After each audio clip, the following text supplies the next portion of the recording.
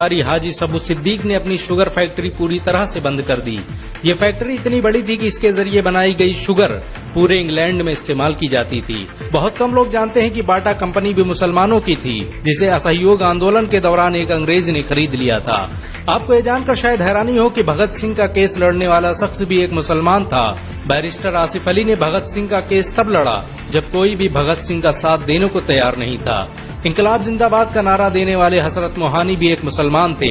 उन्होंने ही भारत की आजादी की रूपरेखा तैयार की थी। इतिहासकारों के मुताबिक 1857 में होने वाले विद्रोह में 50,000 उलमाओं को फांसी दी गई और लाखों मुसलमान सरेआम कत्ल कर दिए गए। 1857 में दिल्ली से लेकर कलकत्ता की रोड पर ऐसा कोई पेड़ नहीं था जिस पर मुस्लिम उलमाओं की लाशें न टंगी हो। मुसलमानों ने ही भारत की आजादी के लिए पहली जंग लड़ी। मैसूर के सुल्तान हैदर अली और उसके बेटी टीपू भारत की आजादी के लिए शहीद होने वाले पहले शासक थे। मशहूर क्रांतिकारी अशफाकुल्लाह खान सबसे कम उम्र में फांसी पाने वाले भारत के पहले व्यक्ति थे। बहुत कम लोग जानते हैं कि जय हिंद का नारा एक मुसलमान आबिद हसन सफानी ने दिया था। ये नारा आज भी भारतीय सेना और शासकीय प्रणाली में सम्मान स्वरूप इस्तेमाल किया जाता है। तिरंगे का निर्माण करने वाली सुरैया तैयब जी भी एक मुसलमान थी। उन्होंने ही भारत के राष्ट्रीय ध्वज को वर्तमान रूप दिया था।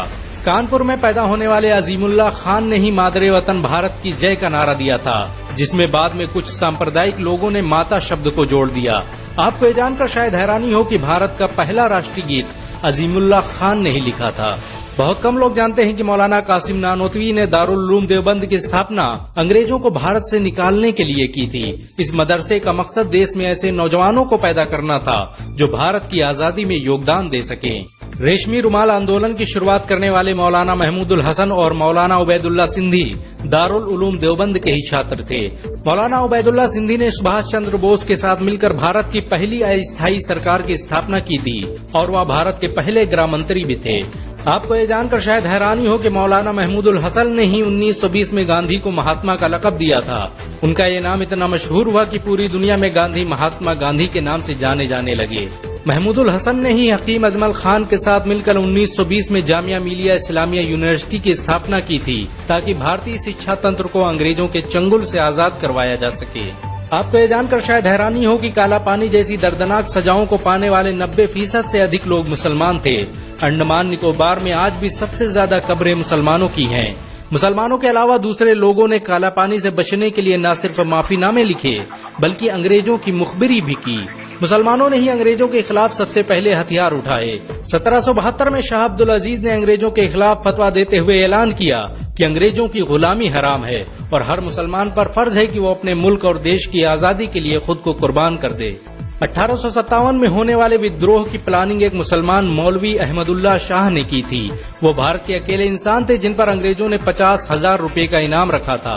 यह रकम इतनी बड़ी थी कि राजा जगन्नाथ ने पैसों की लालच में आकर अहमदुल्ला शाह की मुखबरी कर दी और अंग्रेजों ने उन्हें शहीद कर दिया।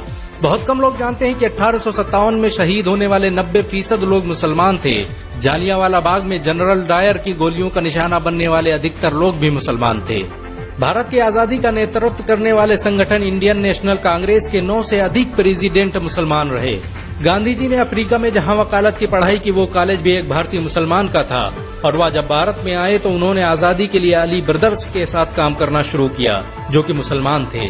बहुत कम लोग जानते हैं कि 1921 में केरल के मुसलमानों द्वारा अंग्रेजों के खिलाफ लड़ी गई जंग में 3000 से अधिक मुसलमान शहीद हुए थे और 50,000 मुसलमानों के जेल में कैद कर दिया गया था। ये आंदोलन मोपला मुस्लिम आंदोलन के नाम से जाना जाता है। 1942 में शुरू हुए भारत छोड़ो आंदोलन की रूपरेखा मौलाना अबुल कलाम आजाद ने तैयार की थी। संविधान निर्माता डॉक्टर भीमराव अम्बेडकर को पहचान दिलाने में मुसलमानों का बड़ा योगदान रहा है। 1946 में जब भीमराव अम्बेडकर दलित होने की वजह से इलेक्शन हार गए तो बंगाल मुस्लिम लीग ने उन्हें मुस्लिम इलाके से इलेक्शन लड़ने की दावत दी। इस तरह भीमराव अम्बेडकर संविधान सभा का हिस्सा बन सके। अगर मुसलमान भीमराव अम्बेडकर को इलेक्शन न जिताते तो उन्हें कभी भारत के संविधान को लिखने का मौका न मिलता। भारत की आजादी के लिए सबसे ज्यादा लेख, शायरी, गीत और किताबें मुसलमानों ने ही लिखी। अल्लामा इकबाल के जरिए लिखा गया सारे जहां से अच्छा आज पूरे भारत में गाया जाता है। आपको ये जानकर शायद हैरानी होगी कि देश के लिए शहीद होने वाला पहला पत्रकार मौलाना मीर बाकर एक मुसलमान था। भारत की आजादी के लिए मुस्लिम राजाओं और महाराजाओं ने अपने खजाने खोल दिए। कोलकाता के हाजी उस्मान सईद ने अपना सब कुछ भारत की आजादी के लिए कुर्बान कर दिया। हाजी उस्मान की अमीरी का अंदाजा इसी बात से लगाया जा सकता है कि 1920 तक कोलकाता में बनने वाला हर स्कूल और हर बड़ी बिल्डिंग उन्हीं की थी। कोलकाता के पहले सुपर स्टोर कैश बाजार की बुनियाद हाजी सईद ने ही रखी थी, लेकिन बाद में उन्होंने अपनी सारी दौलत देश को दान कर दी और खुद एक किराए के घर में रहने लगे। अमीर हमजा और अब्दुल हबीब यूसुफ मरफानी जैसे मुसलमानों ने अपनी अरबों रुपये की संपत्ति देश की आजादी के लिए कुर्बान कर दी। सुभाष चंद्र बोस द्वारा अफगानिस्तान में स्थापित की गई सरकार में 9 में से 5 मंत्री मुसलमान थे। भारत की आजादी के लिए देश भर में मौजूद मस्जिदों को किलों की तरह इस्तेमाल किया गया। इन मस्जिदों में सुबह शाम हर वक्त भारत की आजादी के लिए ऐलान हुआ करते थे। आजादी के वक्त कोई मस्जिद ऐसी नहीं थी जिसकी दीवारों पर मुसलमानों का खून न लगा हो। इन सब के अलावा ऐसे करोड़ों मुसलमान हैं जिन्होंने भारत की आजादी और उसकी अस्मिता के लिए अपना सब कुछ कुर्बान कर दिया। सच तो ये है कि भारत की आजादी मुसलमानों के बगैर मुमकिन न थी। भारत आज भी आजादी के लिए मुसलमानों का एहसानमंद